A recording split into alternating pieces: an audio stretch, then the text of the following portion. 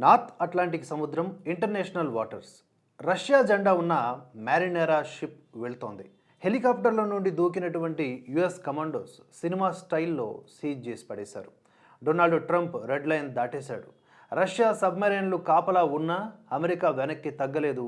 Sophia అనే మరో ట్యాంకర్ను కూడా పట్టేసుకున్నారు. అందులో 20 లక్షల బ్యారెళ్ల ఆయిల్ ఉంది. వెనిజులా అధ్యక్షుడు మదురో అరెస్ట్ అయిన వెంటనే ఈ వేట మొదలైంది. ఈ గేమ్ ఇప్పటికే మీకు అర్థమై ఉండాలి. అమెరికా ప్రధాన ఆరోపణ ఏమిటి అంటే రష్యా చైనాల దగ్గర 40కి పైగా ఇల్లీగల్ షిప్స్ ఉన్నాయి. వీటిని షాడో వెజిల్స్ అని అంటారు. ఫేక్ రిజిస్ట్రేషన్లతో ట్రాన్స్పాండర్లు ఆఫ్ చేసి ప్రయాణం చేస్తూ ఉన్నారు. ఇరాన్, వెనిజులా నుండి ఆయిల్ లోడ్ చేసుకొని చైనా, ఇండియాకు డెలివరీ చేస్తున్నారు అని.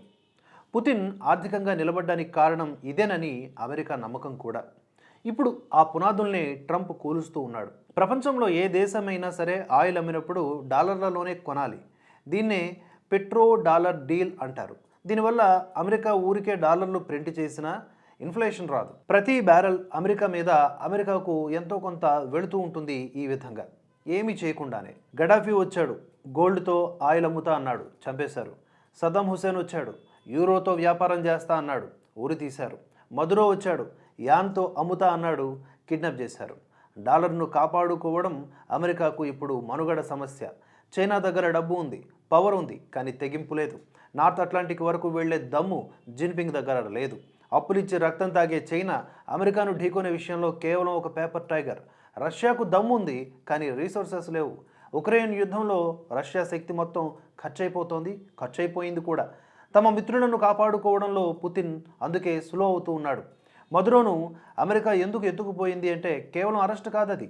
అతడి ద్వారా ఇల్లీగల్ ఆయిల్ నెక్సెస్ మొత్తాన్ని క్రాక్ చేయాలి.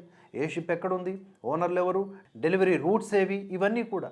మదురో ఇచ్చిన ఆ సమాచారంతోనే ఈ 40 షిప్స్ సామ్రాజ్యాన్ని ట్రంప్ తుడిచివేస్తున్నాడట. ప్రపంచవ్యాప్తంగా 700 మిలిటరీ బేస్లు ఉన్నటువంటి అమెరికా శాటిలైట్లతో ట్రాక్ చేసి ఇంటర్నేషనల్ వాటర్స్లో షిప్ని సీజ్ చేయడం అంటే మామూలు విషయం కాదు. దీని ముందు రష్యా విజ్ఞప్తులు, చైనా మౌనం ఏమీ పనికిరాలేదు. చైనాకు సూపర్ పవర్ అయ్యే రాజయోగం లేదని ఈ ఘటనతో తేలిపోయింది.